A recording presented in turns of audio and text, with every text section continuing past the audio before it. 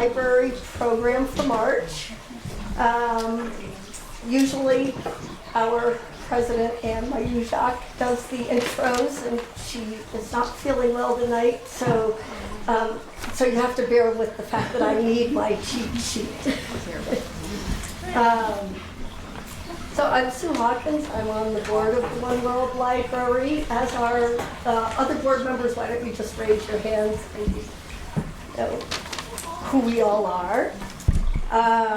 The richness of our program is that we get our neighbors to share things that they know in some kind of depth about cultures around the world. And so tonight we are really lucky to have Katherine Wilson and Michaela Keeper here to talk about the Maher program, Rising to Life.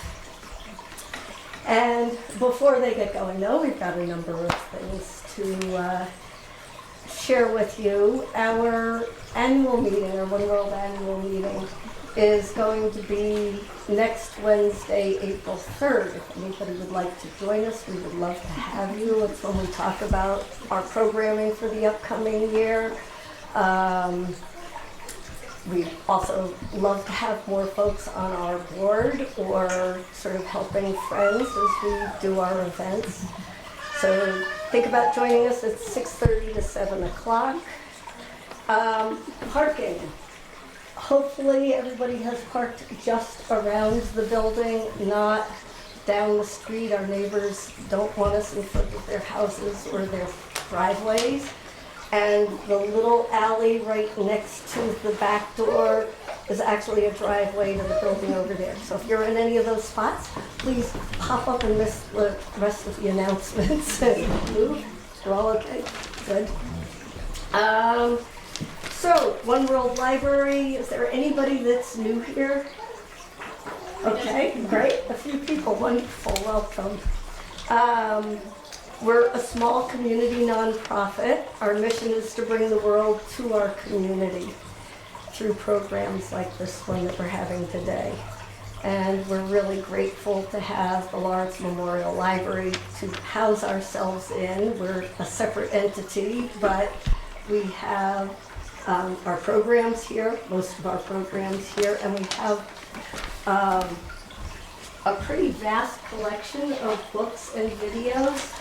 They're mostly scattered throughout the rest of the collection, so if you see this little label, they're one of ours.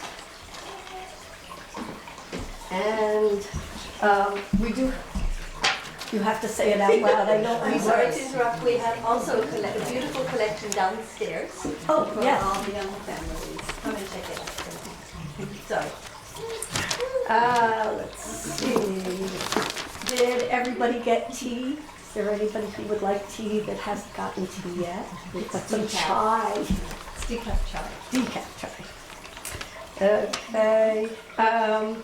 And we have a guest book that is just starting to circulate around. Please sign it. And if you are not already on our list, put your email address on.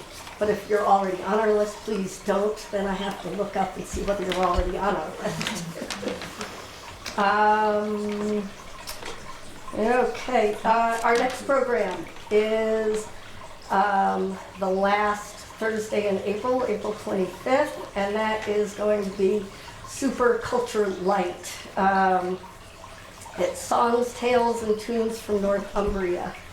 And they'll bring in a few tidbits of Northumbrian history, culture, and there will be a dragon. Finally, we are a small community nonprofit. We were very fortunate a year ago to have funding from Vermont Humanities. We don't now. We really, really rely on your donations to help us keep programs and collections going here. And we've got a little donation box next to the door, so any amount is very welcome. And now, for the reason we're all here, Katherine Wilson and Michaela.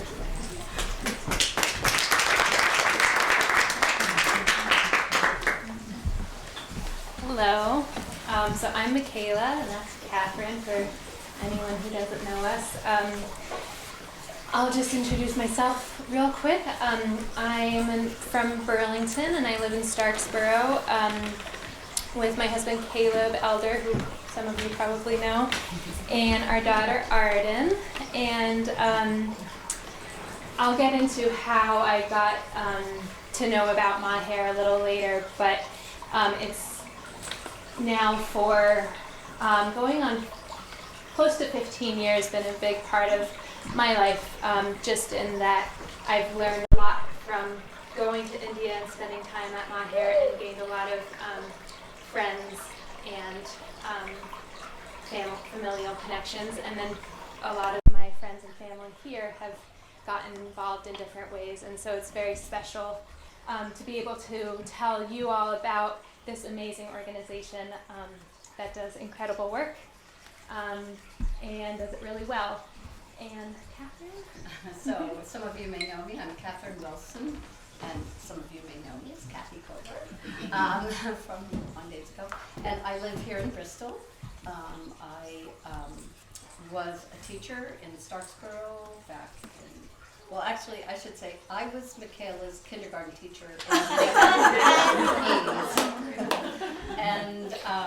And then I worked at Robinson School with Louise Acker, and then I sort of journeyed through different phases of my life, and now I worked for VBT with my late husband, and now I am a yoga teacher. Some of you come to my class, and thank you for coming tonight. And so my connection with Maher is because of Michaela, and it's very meaningful for me to have that relationship as a teacher with a small 5-year-old child, and now she really has been my teacher about Maher, and so it's really a lovely connection. So we are going to start in and tell you about Maher.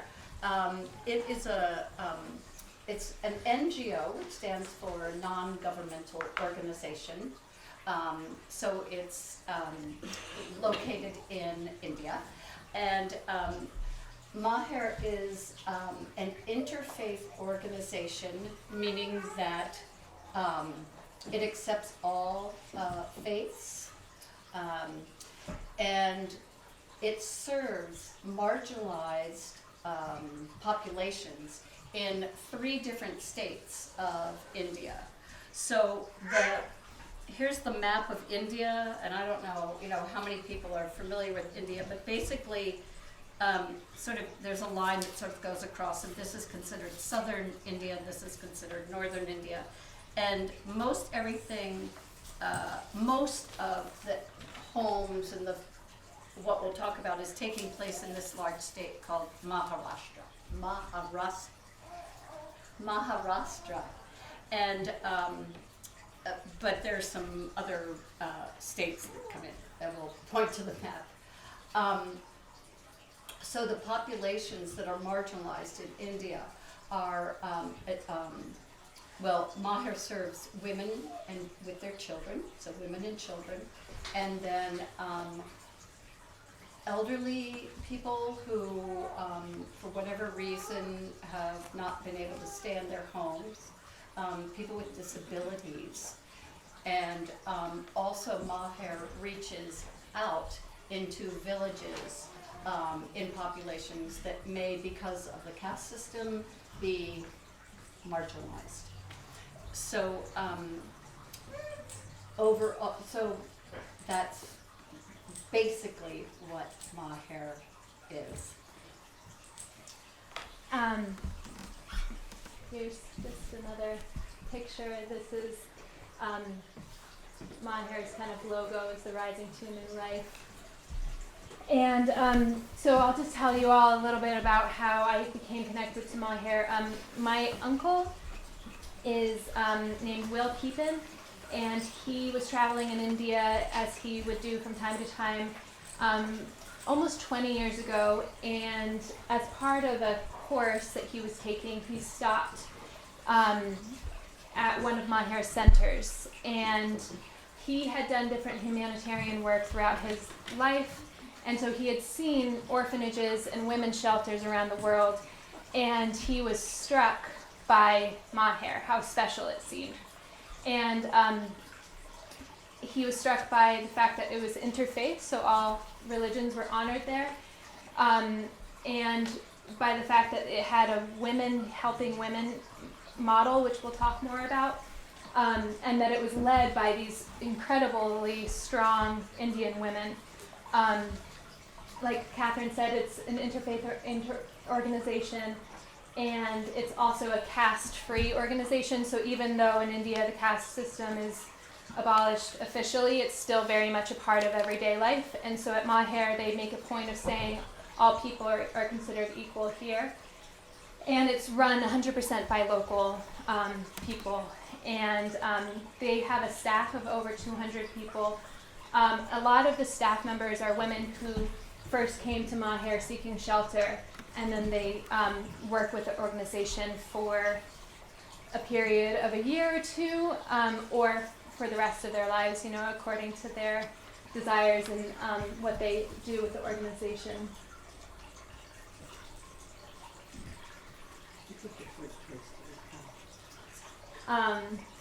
So here's some more faces. So how Maher started. It was started by a woman named Sister Lucy Kurian. She's from Kerala, which is a very southernmost state in India. And yeah, that little purple one on the side. And she's a Catholic nun, raised Catholic in Kerala. And as a nun, wanted to help people. And I could spend the whole hour just telling the story of Lucy and how she came to start Maher, but we're going to focus on what Maher does. So I'll just say that she left the convent to start her own organization when she felt limited by what she could do from within the convent life. And so she raised funds, went out into a rural village outside the city of Pune in Maharashtra, and had a small home built, smaller than this room, about the size maybe of this room, a little bit smaller, and said women can come here if you need to. And this was after she had witnessed the dire need for women's for crisis services. There was no options. So if a woman needed to leave her home because of abuse or harassment, or she was pregnant and not married, or a widow, oftentimes no options beyond suicide and prostitution.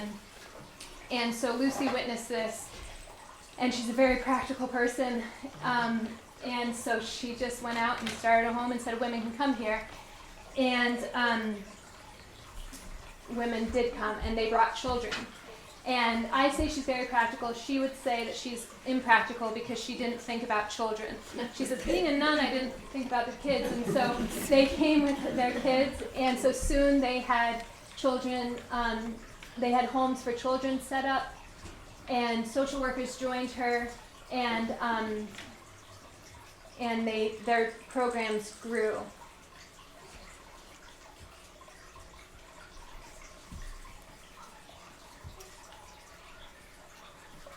Another thing that Lucy wanted to do was to find ways that women wouldn't need places like Maher. They started going out into the villages and talking to people and saying, what are your needs? What can we help you with, so that it doesn't come to the point where you're a destitute person on the street needing shelter. And so they started village projects aimed at teaching about women's rights, sustainable financial growth, and education for all levels.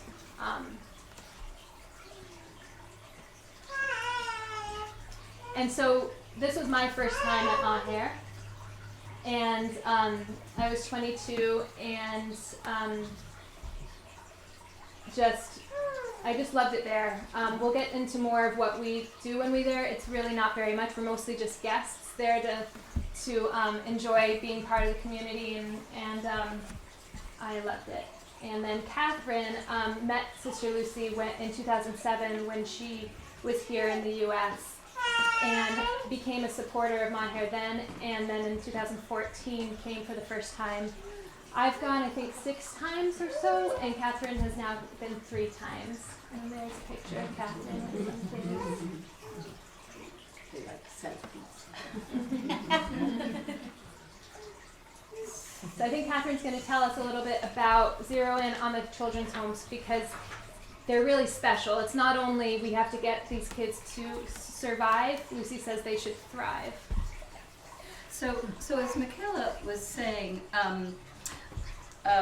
Sister Lucy in 1997 started the first home, and I know this is really small, but basically the area of, this is the state that we're talking about, and Mumbai or Bombay is here on the East Coast, and so the area where many of the homes are located is outside of the Mumbai area, outside of a city called Pune.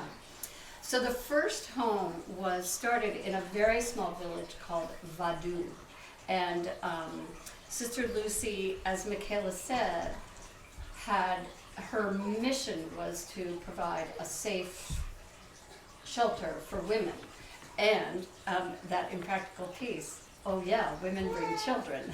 So for whatever reason, women have been put out on the street with their children. So Sister Lucy invited them to this small home in Vadu.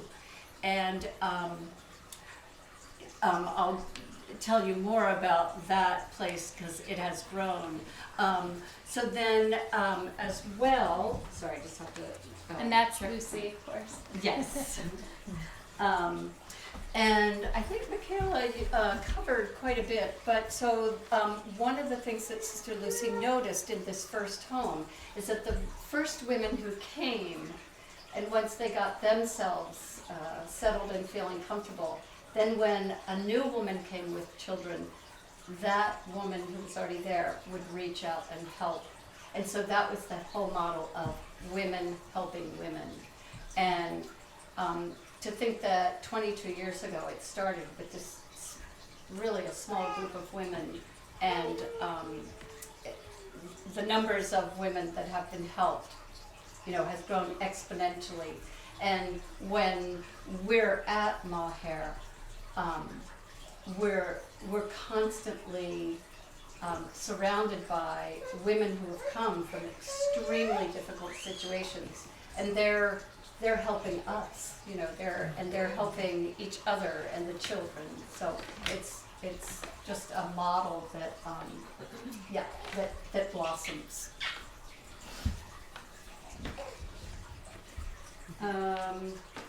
So once that home it became obvious that there needed to be more homes. Then Lucy expanded, and now there are 37 children's homes in and around not only Maharashtra, but 2 other states in India, with plans of also building a home as far north as Calcutta. So that's in the workings. There is a home down in the southern state of Kerala where Lucy grew up, and then another home in Jharkhand. Yes, which is Yellow state. this yellow state right here. Here. All right. So, like Katherine said, 34 children's homes. In each home has 20 to 30 children. And that is considered very small for a children's home, and they're kept to that size on purpose because they are homes, not institutions. And so people will say to Lucy, you could save a lot of money if you had a big dormitory-style home that had 200 kids, and they all went to a cafeteria to eat. You would cook in one kitchen. Think of the savings on resources that you could, but she says no. But this is their lives, and they need to grow up in a home where they know that their house mother. There's 2 to 3 house mothers in each home, is cooking food for them, and they can hear the sounds of that food cooking and smell the aromas morning, noon, and night of those foods cooking. That is what breeds a home. And then also that they're known to their house mothers, and they feel that, their personal likes and dislikes are known. And the house mothers can see which children need extra attention. Lucy says that sometimes there'll be a kid that likes to hang out in the corner, and that might just be because they need to be drawn out a little bit more. And if there was a house of 200 children, they might be missed. And so while 25 to 30 kids doesn't sound like a small home, in that sense it is. And this is a picture of a lot of women who work at Maher, and a few who have grown up at Maher. They're so proud of their work, and they really should be, because the positive social change that they help happen on a daily basis is incredible. So there's the 34 children's homes, and then at a lot of those homes, adults also live. They have a multi-generational model. And then they do a lot of outreach work in the villages, and so a lot of these women are doing that work as well.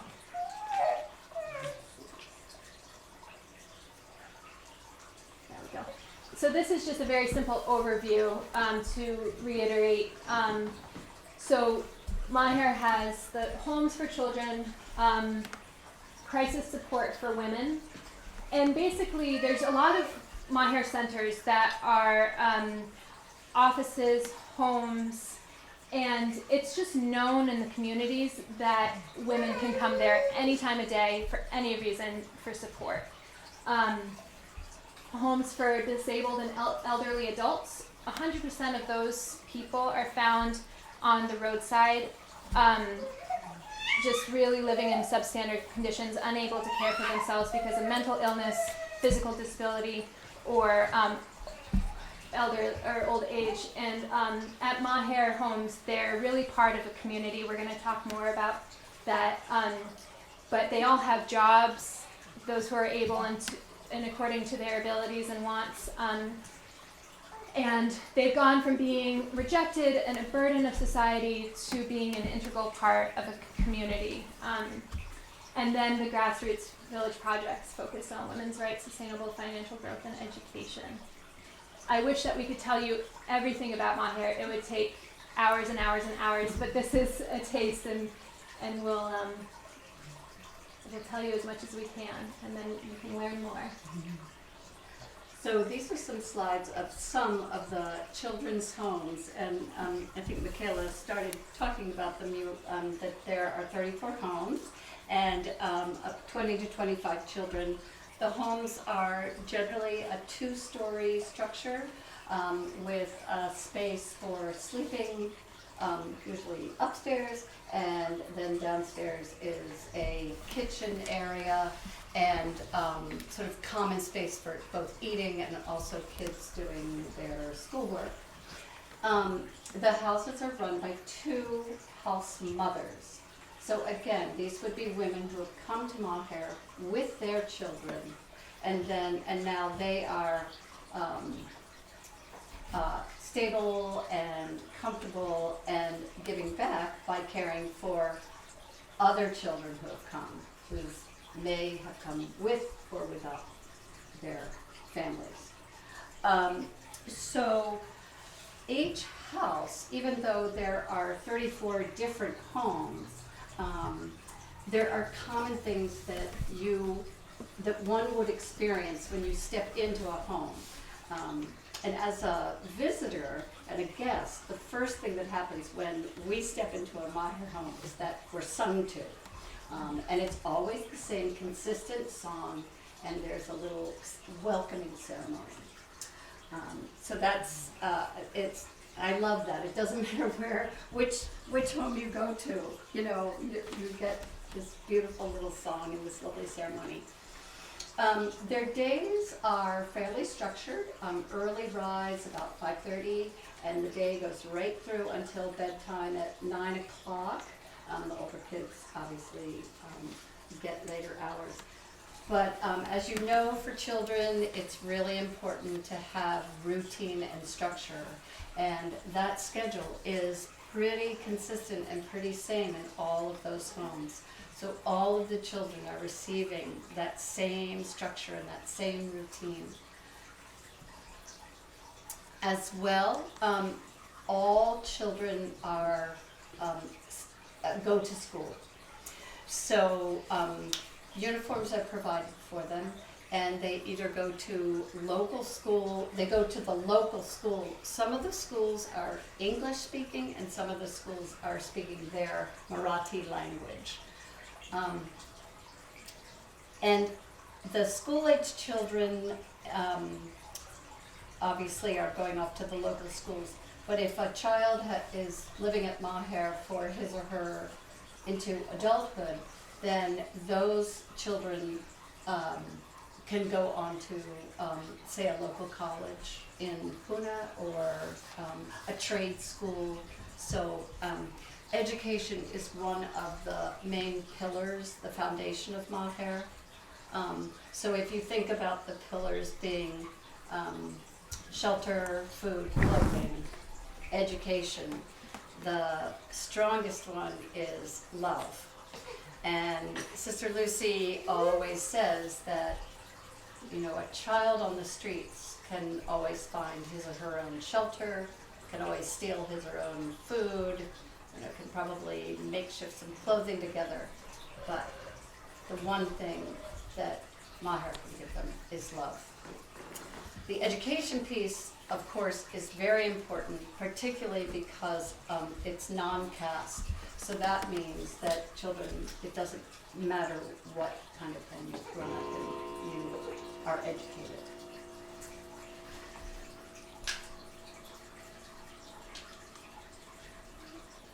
So the great slide of girls sitting out and doing their homework, and you notice that they're in their school uniforms, and you start to be able to kind of figure out how old kids are because of not only their uniforms, but also, do you notice how the girls all have braids? They seem to have similar haircuts in certain age groups. I'm going to talk a little bit more now specifically about the home in Maharashtra, the one that Sister Lucy started, Vadu. So Vadu has grown to now house up to about 200 children, and In little homes. Yeah. On the compound, yeah. Yep. And there are about 15 house mothers and staff. So in the compound, or the campus you might call it, there are, as Michaela said, there are small homes that are sort of built into these large buildings. And they're, like I said, they're 2 stories, and there are 2 house mothers. And so one house mother is usually the cook, and the other house mother does, you know, the other stuff.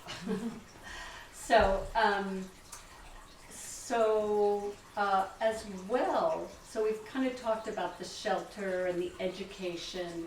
The other thing is that the kids are all given the opportunity to learn dance or a variety of sports, public speaking, and street taekwondo, Drama, yeah.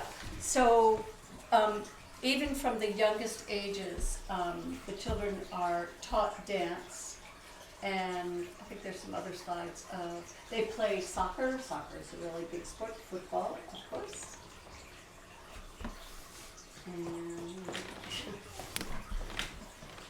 And when we say that they learn these things, they excel in them. They they blow us away with their beautiful dancing, and they're so proud of what they learn. Yeah, these girls are practicing actually for Maher's 10th anniversary, so this was 12 years ago. And many of their costumes are sewn by the women at Maher. So these beautiful costumes and these really talented dancers who not only do they perform for Maher and maybe locally in and around Pune, but they also have traveled internationally to dance. Yeah, and they really are amazing. It's incredible. And some of the older children, one woman I can think of her, right off the top of my head, who's gone on to study dance and is now teaching dance. So, which kind of makes me think about, remember that if it started 22 years ago and you were an infant, and you came there with your mother, or you came there and your mother went back to wherever, and it's 22 years and you're now 22. So, these young adults have grown up there and very talented. As well, they play football in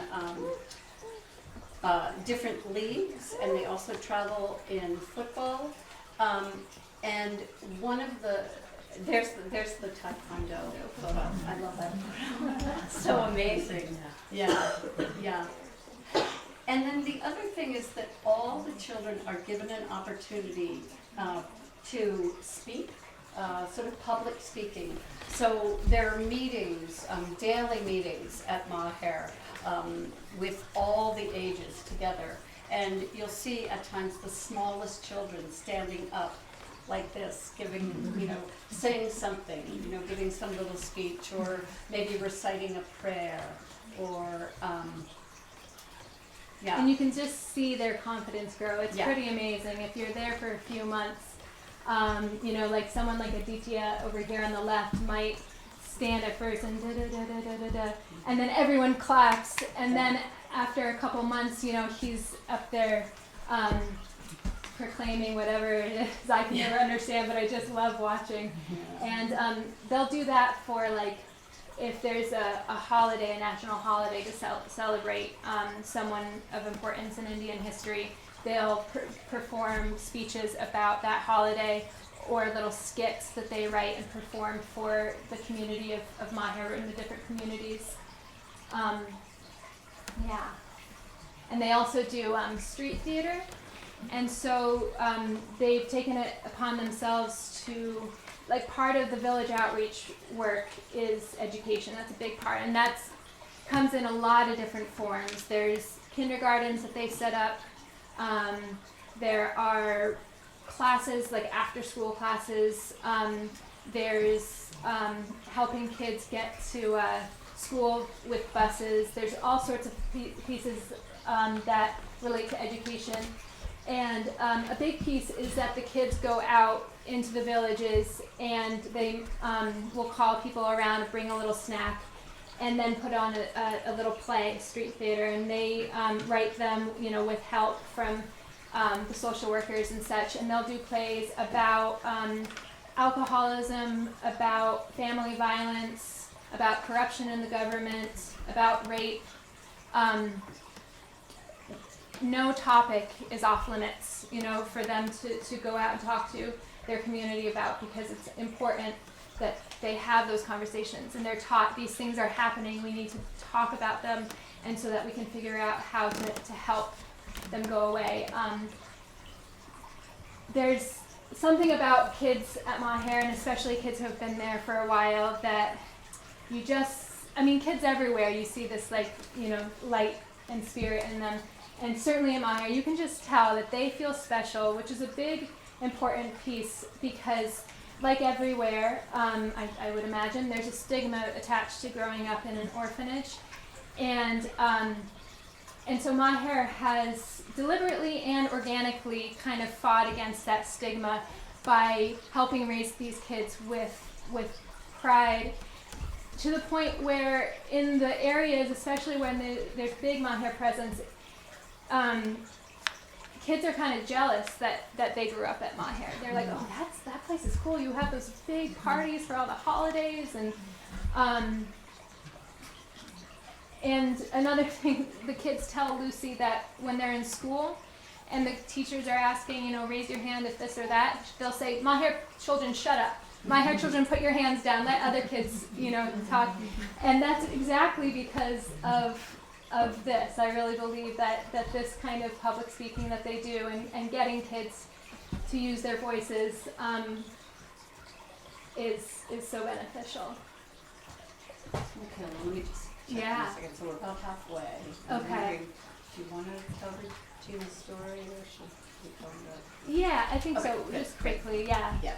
So this is actually a nice bird's eye view of Vaduz, and this building is now the office where a team of social workers have their desks there and tables and meetings go on there. This was the first house. I used to Yeah. think that, but Oh, no, wait, this was the that first was house. the first Yeah. house. Okay. Mhm. All right. See. So there we go. And this is a nice open, sunny porch. And then in this house, the older girls live in the kind of the front area. There's a big area for eating, and there's a kitchen there in the back. And that's where we take all of our meals when we stay there. So Sister Lucy lives here at Vaduz, so we generally, as visitors, this is where we go. And then this large building, as it moves back, it has classrooms that can be used for the dance practice and also computer work, and also a big part of Maher is their production unit. And so there are rooms that are set aside on that top floor for teaching women handcrafts. And the kids also get involved, but there's sewing and candle making and card making and making paper bags. We've brought some items that are for sale, and we'll make sure that there's time for that. But that's a huge part of Maher's philosophy as well, is to give people some skills that they can take with them, and also they are a part of Maher, and also they can go in have a skill to take out into the world, and also stay connected with Maher to create the materials and the goods to sell. And also have something to do. Sometimes Lucy has found that it helps someone just stop thinking about the trauma that they've been through, kind of art therapy to sit and to create, and especially with other women. So this is inside of that larger building, this one, and oftentimes a lot of a lot of times the kids will come and gather here for a lot of different reasons. And you can see painted back there is Maher's emblem, which I don't know if you can all see it down here, but this is the emblem of Maher, which has major religion symbols with the symbol of the fire, of the core teachings of peace and goodwill that unite all the religions.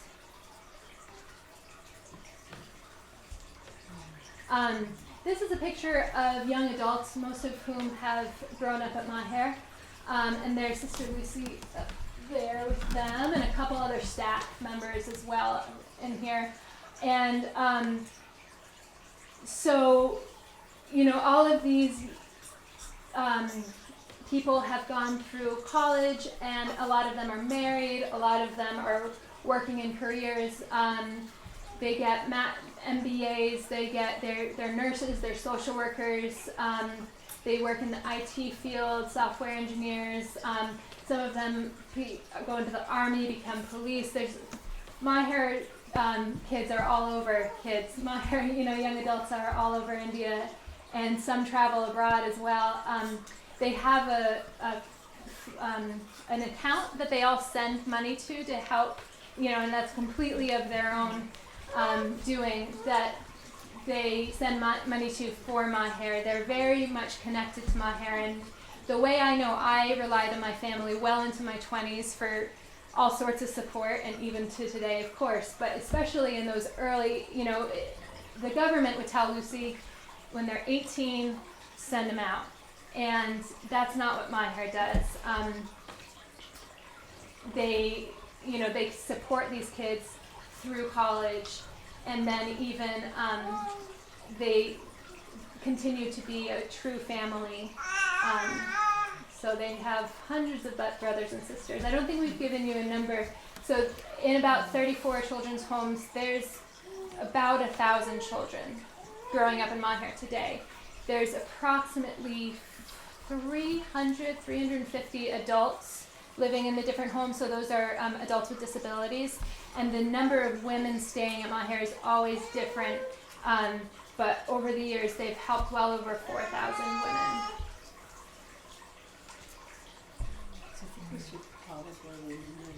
Well, yeah, I just wanted to say, because you mentioned how the moms will go on and their kids will be at Maher, and this is my friend Regina and her 3 children when they were very small. And Regina came to Maher fleeing abuse, and her kids were starving. She actually lost one baby, and she was watching these 3 starve, and so she left her home, got on a train, and through a series of events ended up in Maher.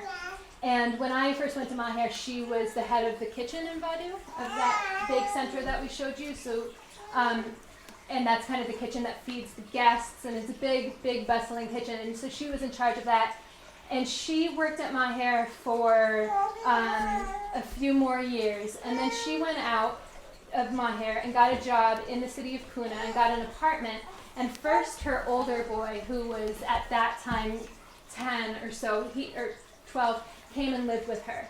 And they lived together, and her 2 other children were still at Maher being taken care of, and she would go and visit them, and they knew well who their mom was and everything. And then a few years later, she took Maria, the second child, and then finally Francis. And so now the 4 of them live together, and I think Lord, the oldest, is probably out of college or something, but it just shows how Maher is supporting women, kind of first generation of women able to be single mothers if that's what they choose, and that's where their life has brought them with support. So a lot of children living at Maher, they have a parent, often a mother, sometimes a father, sometimes grandparents, cousins, uncles, who live outside and go and visit them, and Maher just gives them the support that they need for the time being or for forever.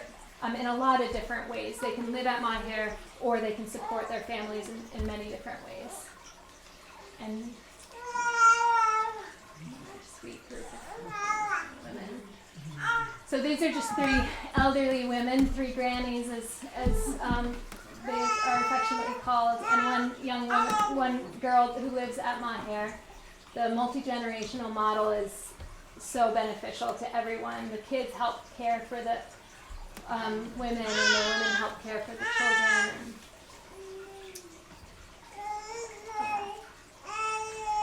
So the homes for the adults were set up as Sister Lucy saw that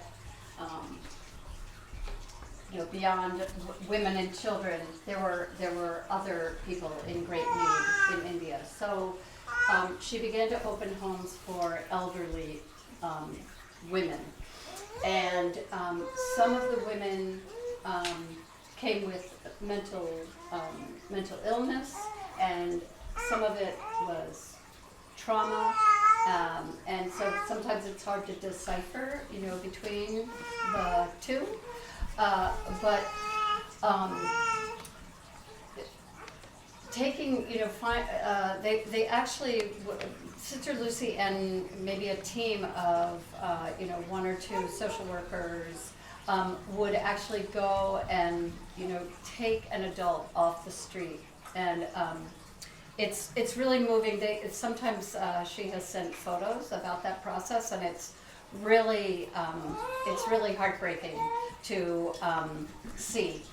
And so these people are brought to some of the homes that house the elderly, and they're bathed, and their hair is cut, and they're cleaned up, and they're given clean clothes, and then they're cared for the duration of their life.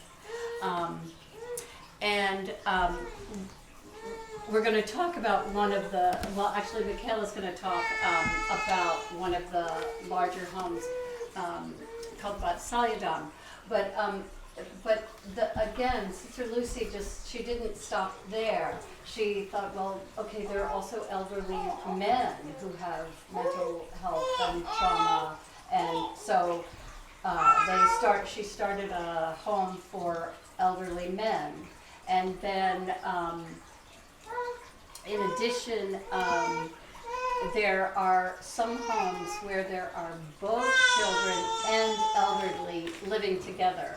And that's a really lovely model, because that's like that multi-generational family where the children actually, can help care for the elder person, like maybe a child would be with his or her grandmother.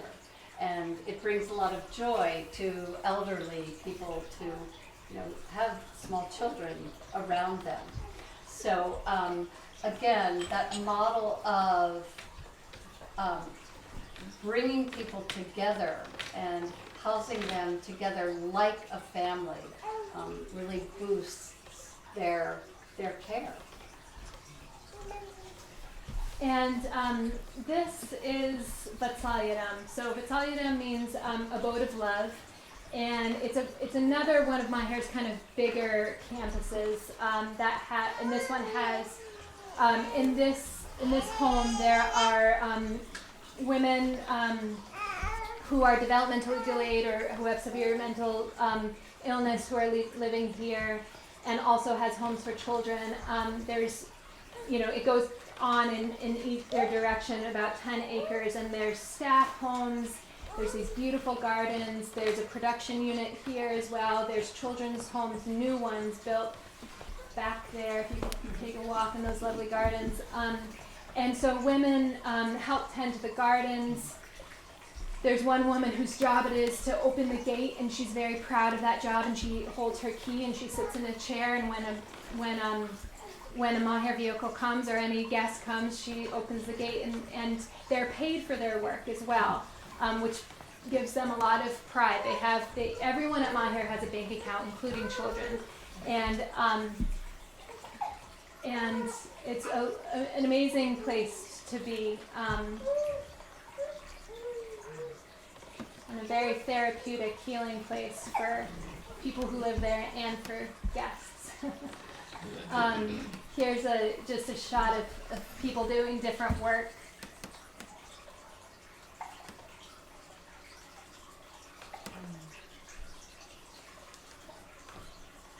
And they go for outings as well.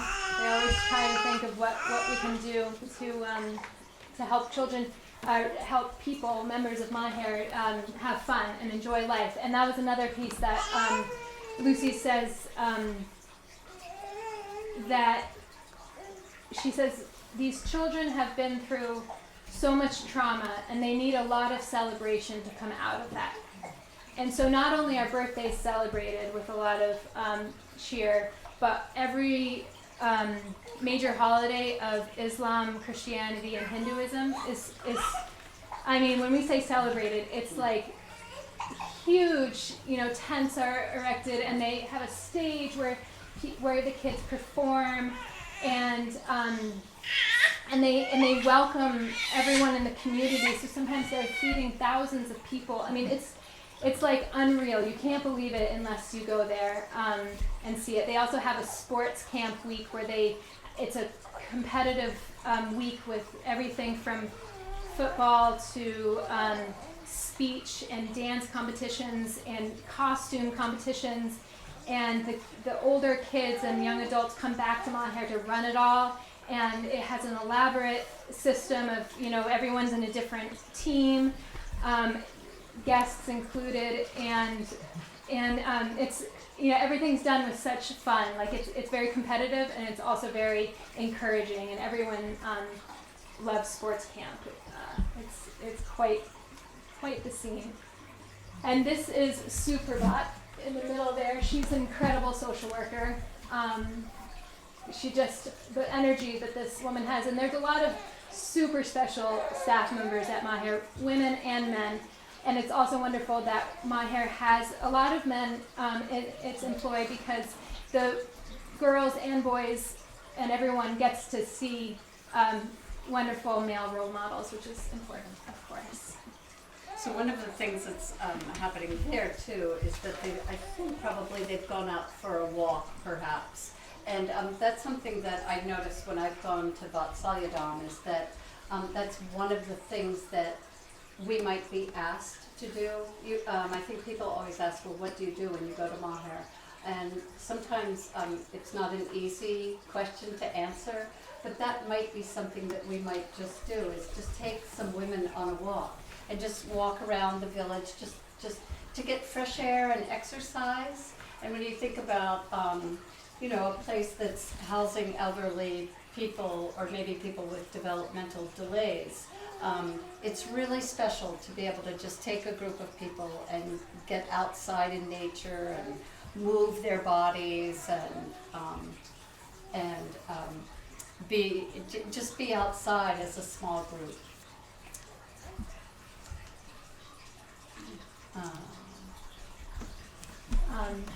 This is Sister Lucy with a very amazing, just two people who have been of great success at Maher, Sunita and her son Darshan. And they came to Maher in horrible circumstances where Sunita was very, very mentally ill, and she lost Darshan's younger brother on trains. And someone alerted the police, I believe, that they were living at the train station in Pune, and Darshan was 4 years old, I believe. And Sunita will always live at Vatsalyadan. That's her home, and she's so proud of her son. And he's just got married a year or two ago. He's come to the U.S. For a camp, an international summer camp, several years ago. And I was going to ask my mom what he's doing right now for work. I don't remember, but he's an amazing. I think he works in video, something to do with video. And this is just bringing it back to the women in the communities where Maher works, where they know that they're strong women, and so they're helping them unite and support each other. I think we're nearing the end, but one of the biggest village projects that they have is called self-help groups, and that's a community-funded microloan program. So each group will have 10 to 20 women, and each month they put a little money in, and then they take turns borrowing from that pool. They also talk about issues that are going on in their families and in their communities.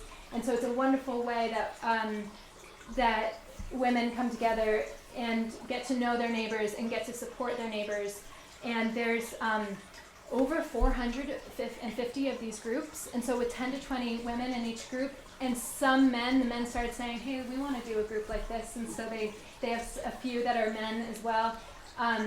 Thousands of people are involved in Maher's groups. And that means that they know exactly who to go to as well if they're having familial problems, or if they feel like they're being harassed by in-laws or anything, that they can act with more autonomy and based on what their true desires are, because they know that they have a huge organization that will back them up.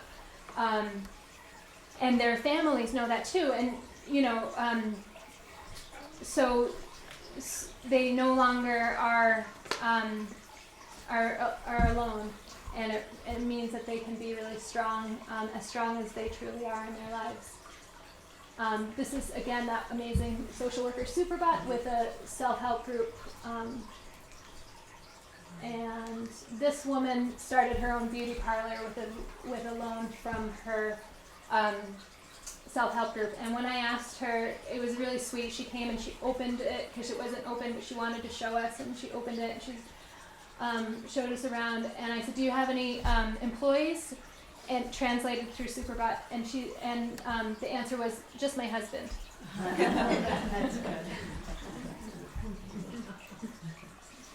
And I think that, let's see, I think there's more, but.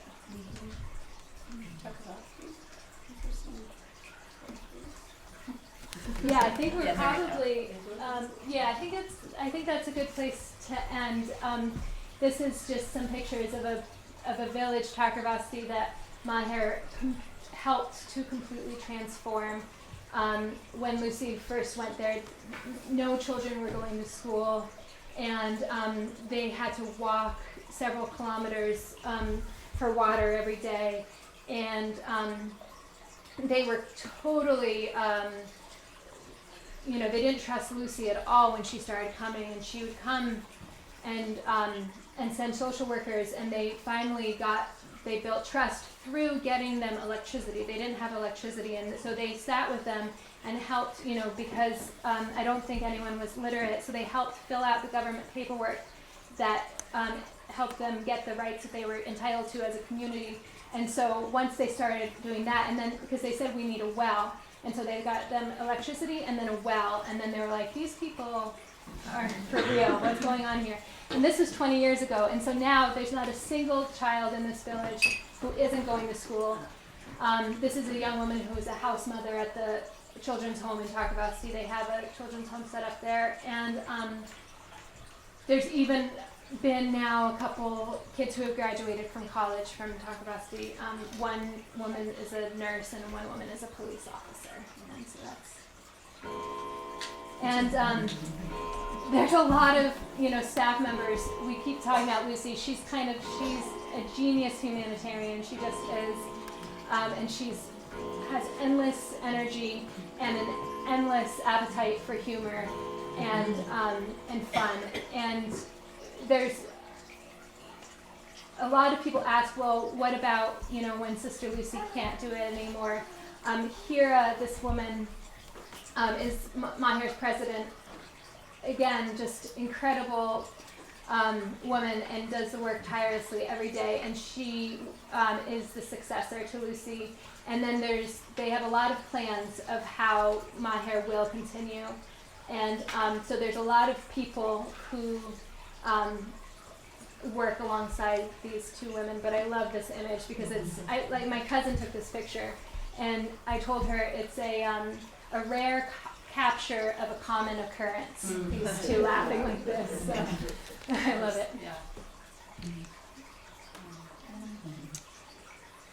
Yeah, and again, that's Sister Lucy and Hira, and then Minnie, who is another staff person over here, with some of the older kids, and these three young men have come to the States, and so. Well, Sony has too. Yeah, that's Sony. Yeah. That's Sony. Yeah, you're Yeah. right. She has also come. Yeah. So. Kind of in sort of drawing this together, and as Michaela said, we could actually go on and talk about. There's so many stories, but we stay connected with Maher beyond just our trips there. So we come back, and as I said, some of these young people have visited. Well, actually, all of these young people have visited us. So when they come to the States, we're often kind of their parents here in the States. We stay connected. There are groups of people who have gone to Maher from the West Coast, Seattle, the Midwest, North Dakota, Dakota. All over. Yeah, all over. And then, a bunch, connections in New England and New York and New Jersey. And Germany and Holland and Italy Yeah, and but all I'm just over talking Europe about as this. well. Yeah, just in the States, how do we stay connected? So these different groups of people have organized ways to bring some of the young people from Maher to the States, as well as we're doing fundraisers. Michaela has organized great fundraisers with music and events, and then also just holding talks like this, presentations to inform people about Maher. So kind of our role back here is to keep the energy going, draw in fundraising if we can, and of course just we stay connected with them because they're our friends. I also just want to point out that there is someone else in our audience who's been to Maher.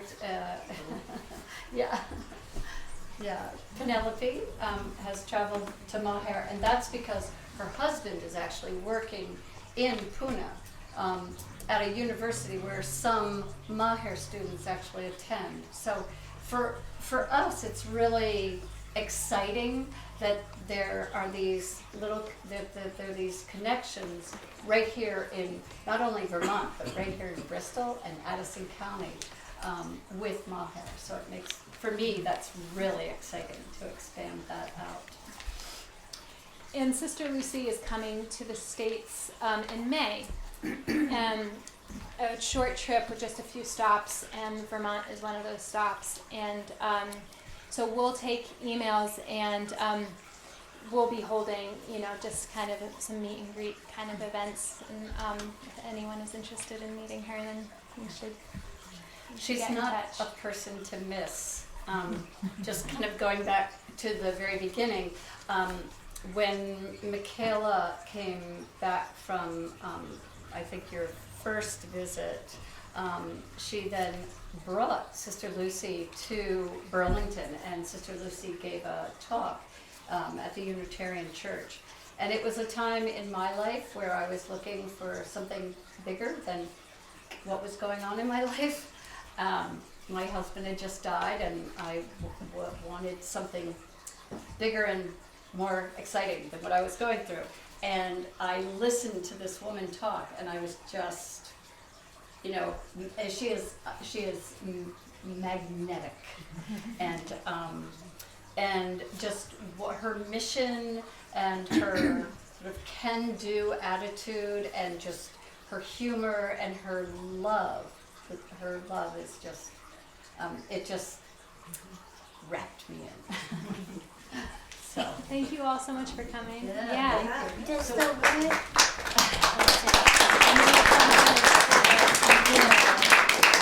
So we'd We like do to have time for questions. Yeah, we'd Oh, like wonderful. to make time for Q&A, and also then we'll sort of stop maybe about 10 minutes, maybe like maybe 20 after, depending on how many questions.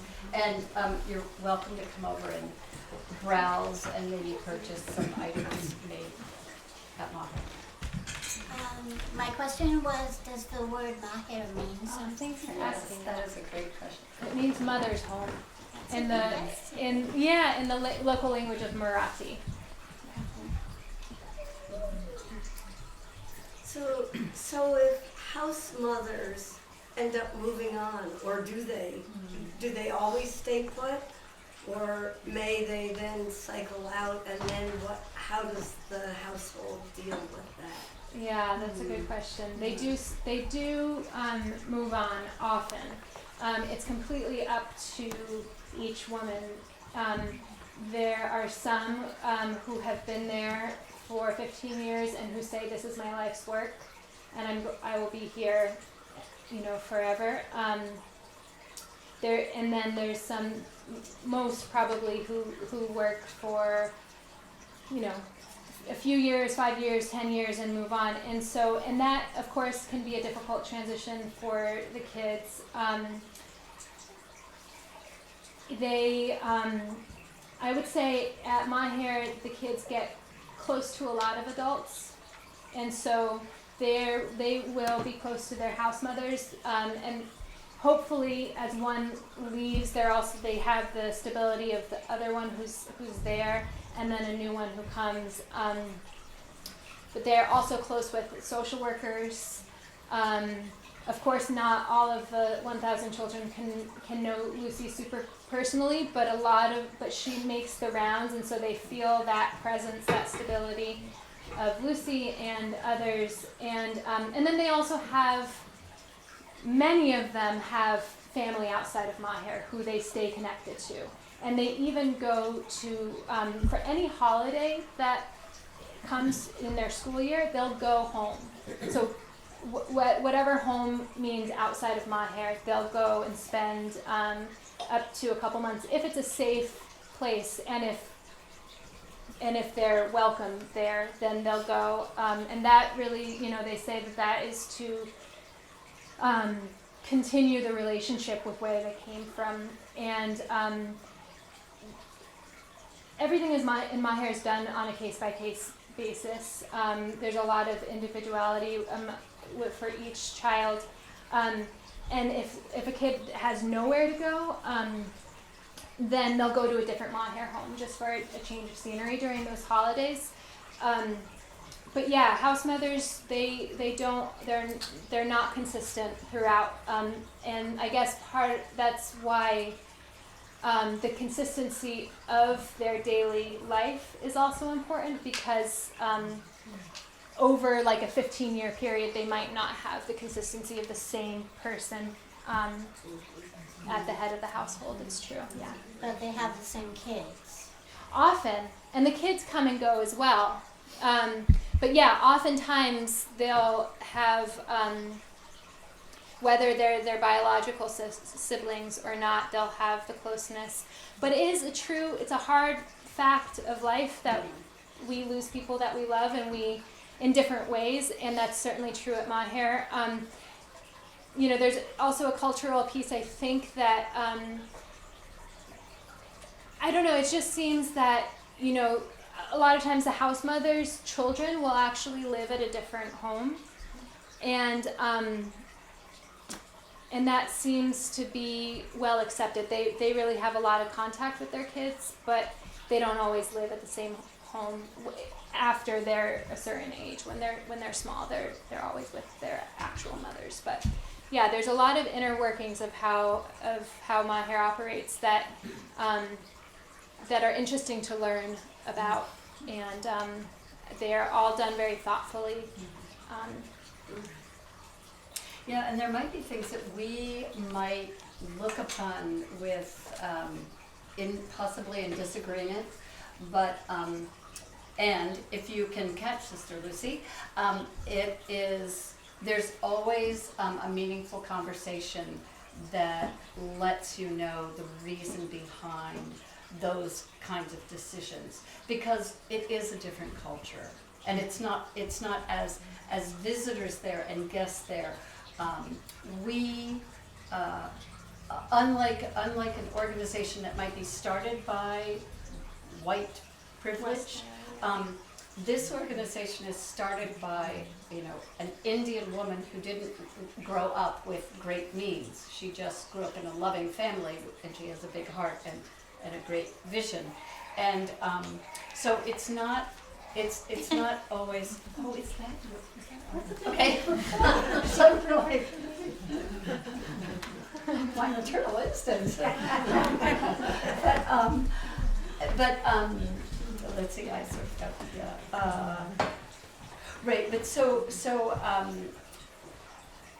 there are times where we've had really meaningful conversation, and we might not agree with something, but it's their culture, and that organization has been working, and those, it's working successfully. So it doesn't really need us white people to come in there and start telling them how to do it, Marita. First of all, thank you for bringing this close to our heart. And the question I'm asking is not the most important one, but one I'm curious about. With a big organization like that, what are the major funding sources that are guaranteed? Great question. You know, Yeah, that is a great question. keep it going? So, and I know Michaela can always speak, it can add in more than I know, because she has spent long periods of time there.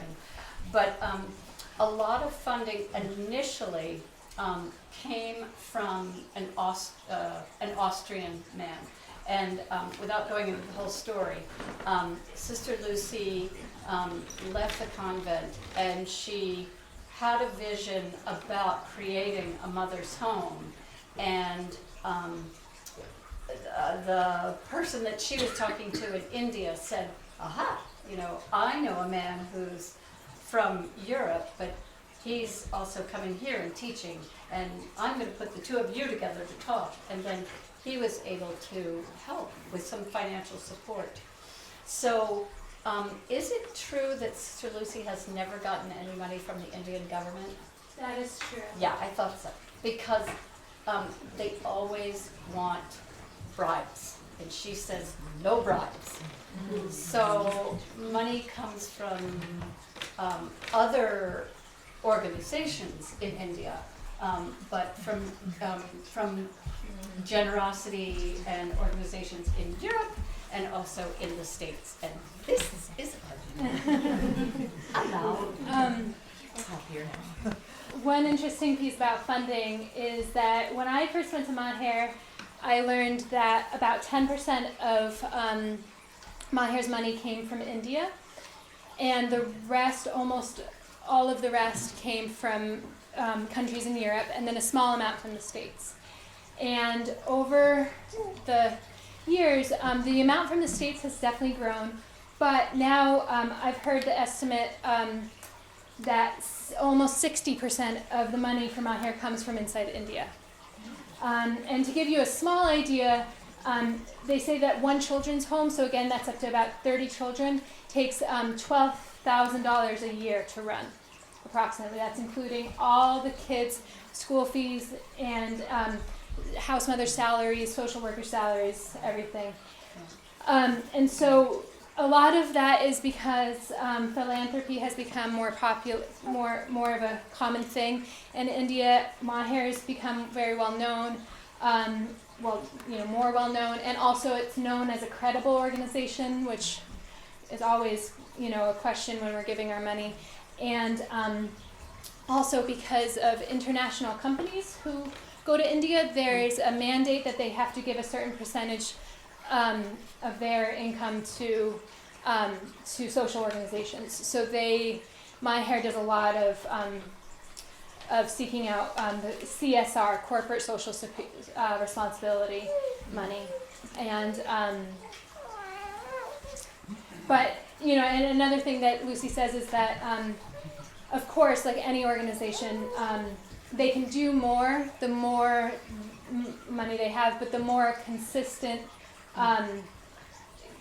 promised money, and so there are people or organizations around the world who sponsor a home, and then Maher can kind of tick that box and say, okay, we know that this home and this home and this home have sponsors, and so we're going to move on and see what else we can do. And when I first started going to Maher, I think there was 250 children, and now there's over 1,000 or about 1,000, and so they just really grow, and everyone's like, okay, Lucy, I think that's enough, and she's like, nope, we're gonna keep going. And they do have a Corpus fund, and so they do have plans for what if the funding dried up, but she says the money always comes, and she says that it's harder to find good people to do the work, that they have a wonderful staff, but she's like, if I had more and more people, if she could clone her social workers who are the real committed ones, she's like, we could, do more. The money would come. It's the dedicated people that, and unfortunately, like we're useless, we, in terms of actually doing work, we love to be there. I love to be there, just hang out. And Lucy says that that international guests contribute our just love and attention and affection with especially the kids, but people of all ages. And it's true when there's a lot of kids around and there's a good number of adults around, but not the same ratio of adults as a nuclear family. It's great that if the more people who can give words of encouragement to kids who are showing you something that they drew or a dance that they're learning, or play a game of ball or teach a game of chess.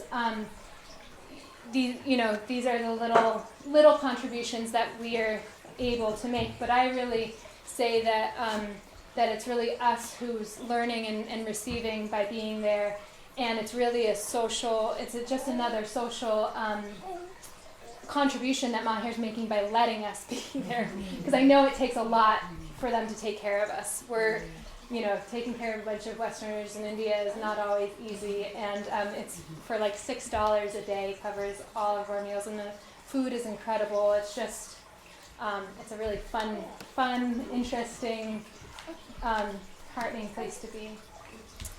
More questions?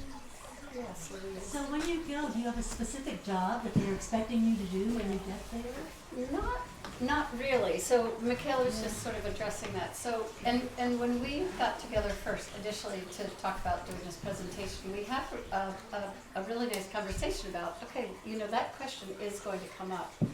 And I think I can speak for both of us that we really consider ourselves guests when we go to Maher.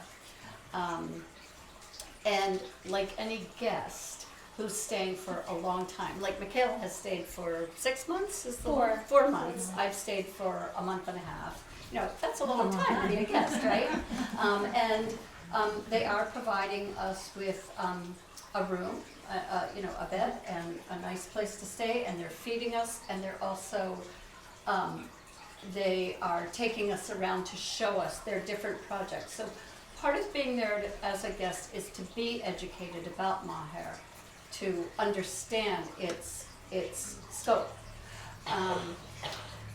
The first, for example, the first year I went there, it was really just be here. That's what she asked. She just says, be here, and just let your natural self come out with these children, and with the people there. The biggest challenge is that I don't speak any Marathi, and these kids are coming up, and they have this wonderful they can say, good morning, how are you, did you eat breakfast? And then that's it, and then they, so there's a lot of just fun, pantomiming kind of fun playing with kids, and you don't know what they're saying, and they don't know what you're saying, but it all works out, and you feel this wonderful connection with them. Then I would say, so I've been 3 times, and this last time that I went, Sister Lucy had some very specific things she wanted to ask me to do, and one of them was to work with one specific person and teach English. And so that was sort of the first time that I ever sort of had a little assignment, but it wasn't until I got there. We'll often do things like bring frisbees, or I brought colored pencils and paints. And the thing about Maher, if you're living at Vaduz with 200 children, if you bring out the paints, a couple kids start, and then it's like, ants to a picnic, and you're sort of like managing all these different, and you only have so many, paint sets or whatever. But a lot of it is just really just feeling yourself into what you want to do there. And I would say the people who come with a really strong mission get frustrated and disappointed. I will tell one story. When I was there last, there was a young woman from Austria, and she really came with this mission, and she was getting really frustrated, and she was having conversations with Sister Lucy, and she was, brought to tears. She was so frustrated, and Lucy just kept saying, just let it happen, just let it. And then what this woman realized that she really wanted to do was she gathered the house mothers together during, they sort of have a midday break, and she just gathered all the house mothers together and would go into one of the classrooms that in the big building in Vaduz, and she just turned on music and they all just danced. And then the next time they did it, she brought some henna and they all did henna. And then the next time they did something else. So that by the time she was about to leave, she had built such a warm and close relationship with the house mothers, and that she invited me to do a foot washing ceremony with them. And that was huge, because for a white woman to be on her knees washing, you know, this woman, an Indian woman, you know, whose feet are in the water, it was really, really meaningful and moving. And, you know, no one said at Maher, that's what I want you to do. So I just think that's a really nice example of, you just come and you just kind of let your heart open and see what happens. At the same time, there are skills that, you know, like in the office, I think.